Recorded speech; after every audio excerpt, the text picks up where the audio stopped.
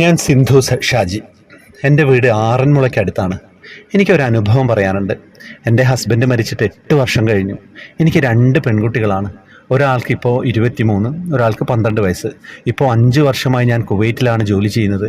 ജോലി ഇത്തിരി തിരക്കാണ്, എഴുതാനൊക്കെ സമയക്കുറവാണ്. മാർച്ചിൽ നടന്നതാണ്, എഴുതാൻ വൈകിട്ടോ. ജോലി തിരക്ക്. ഒരുപാട് നാളായി മലയാളം എഴുതാതിരിക്കുന്നത് കൊണ്ട് തെറ്റുകളുണ്ട്, പൊറുക്കുമല്ലോ.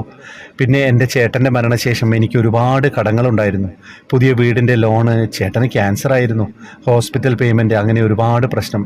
ഏട്ടൻ മരിച്ച് വീടിൻ്റെ ലോണൊക്കെ മുടങ്ങി, ജപ്തിയായി. 28 ലക്ഷം രൂപ അടയ്ക്കണം. 10 ലക്ഷം എടുത്തതാണ്. എന്ത് ചെയ്യും?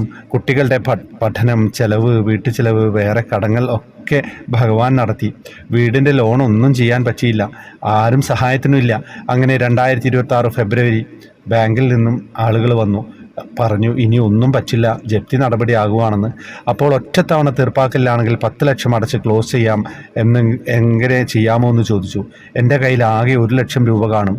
ബാക്കി 9 ലക്ഷം രൂപയ്ക്ക് ഞാൻ എവിടെ പോവും? എനിക്കറിയില്ല. വീട്ടിൽ എൻ്റെ അമ്മയും എൻ്റെ കുഞ്ഞുങ്ങളും മാത്രമേ ഉള്ളൂ. അമ്മയോട് ചോദിച്ചപ്പോൾ എങ്ങനെയാണ് അടയ്ക്കുക, ഒരു ഐഡിയ ഇല്ല. പറ്റില്ലല്ലോ. വീണ്ടും മനസ്സിൽ ആലോചിച്ചു. കണ്ണൻ പറയുന്നത് പോലെ അത് നടക്കുമെന്ന് തോന്നി. ഭഗവാൻ നടത്തുമെന്ന് ഞാനങ്ങ് വിശ്വസിച്ചു. അതിനുള്ള കാരണം ചേട്ടൻ മരിച്ചതിന് ശേഷമാണ് ഞാൻ ഭഗവാനോട് കൂടുതൽ അടുത്തത്. പിന്നെ എപ്പോഴും ഞാൻ ഹരേ രാമമന്ത്രം ചൊല്ലാനും തുടങ്ങി. അങ്ങനെ ഒരു ദിവസം ആറന്മുള അമ്പലത്തിൻ്റെ അവിടുന്ന് ഒരു കൃഷ്ണവിഗ്രഹം വാങ്ങി വീട്ടിൽ വെച്ചു. അതിൽ പിന്നാണ് ഞാൻ കുവൈത്തിൽ വന്നതും കുറേ കടങ്ങളൊക്കെ തീർന്നതും. 2 പേരെയും CBSE സ്കൂളിൽ പഠിപ്പിച്ചു. മൂത്ത കുട്ടിയെ MBA വരെ പഠിപ്പിച്ചു. ആരും സഹായിച്ചില്ല. ഹസ്ബൻഡിൻ്റെ വീട്ടുകാർ തിരഞ്ഞു പോലും നോക്കിയില്ല കടങ്ങൾ കാരണം. ഞാൻ എപ്പോഴും ഭഗവാന്റെ വിഗ്രഹത്തെ നോക്കി പറയും, ഇവിടെ നാഥനില്ല, എല്ലാ കാര്യങ്ങളും നോക്കിക്കോളണം. വീട് ജപ്തിയാണ്, ഇവിടെ ഇരിക്കണമെങ്കിൽ അതിനുള്ള കാര്യവും നോക്കണം. അങ്ങനെ എനിക്ക് ഉറപ്പായിരുന്നു നടക്കുമെന്ന്.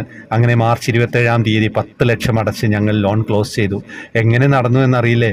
ബാങ്ക് മാനേജർ ഒരു സഹായം ചെയ്തു. മോളുടെ പേരിൽ 5 ലക്ഷം ലോൺ തന്നു, ബാക്കി ക്യാഷായിട്ട് അടച്ചു. ഒരുപാട് ബുദ്ധിമുട്ടിയല്ലേ? വീണ്ടും എഴുതുമ്പോൾ വിശദമാക്കാട്ടോ. അങ്ങനെ ഭഗവാൻ ബാങ്ക് മാനേജറുടെ രൂപത്തിൽ വന്നു. സാർ ഇത് ത്രിമധുരത്തിൽ വായിക്കുമെന്ന് പ്രതീക്ഷിക്കുകയാണ്. അങ്ങനെ എഴുതിയിട്ട് അയച്ചു തന്നാണ്. എന്തായാലും ആരും ഇല്ലാത്തവർക്ക് ഭഗവാൻ കൂട്ട് എന്ന് സിനിമയിൽ, ഏത് സിനിമയിലാണ്? നരസിംഹത്തിൽ ഡയലോഗ് കേട്ടില്ലേ, ഓർമ്മയില്ലേ? ആരും കൂട്ടിനില്ലാത്തവർക്ക് ഭഗവാൻ കൂട്ടിനുണ്ടാവുമെന്ന്. അപ്പോൾ മോഹൻലാൽ അങ്ങനെ ജീപ്പിൽ പറന്ന് വരുന്നൊരു സീനില്ലേ? അതിൻ്റെ വേറൊരു വേർഷനാണ് ഇത്തരം അനുഭവങ്ങളൊക്കെ.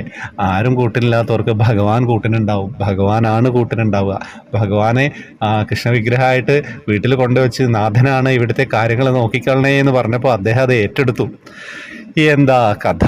ഒന്നും പറയാനില്ല. അത്രയും മനോഹരമായിട്ടുള്ള അനുഭവങ്ങളിലൂടെയാണ് കടന്നു പോകുന്നത്. വേറെ വിശേഷങ്ങളൊന്നുമില്ലല്ലോ. ഗ്രൂപ്പിൽ വരുന്നവർക്ക് വരാം. ഗ്രൂപ്പിൽ വന്നു കഴിഞ്ഞാൽ കുറേ കാര്യങ്ങളുണ്ട്, കുറേ സമയം പോവും. കുറേ ആളുകളായിട്ട് നല്ല റിലേഷൻ, എന്താണ് പറയേണ്ടത്, സമ്മാന പദ്ധതികൾ, ഉച്ചപൂജാലങ്കാരം, അങ്ങനെ പോകുന്നു കാര്യങ്ങൾ. ഹരേ കൃഷ്ണ.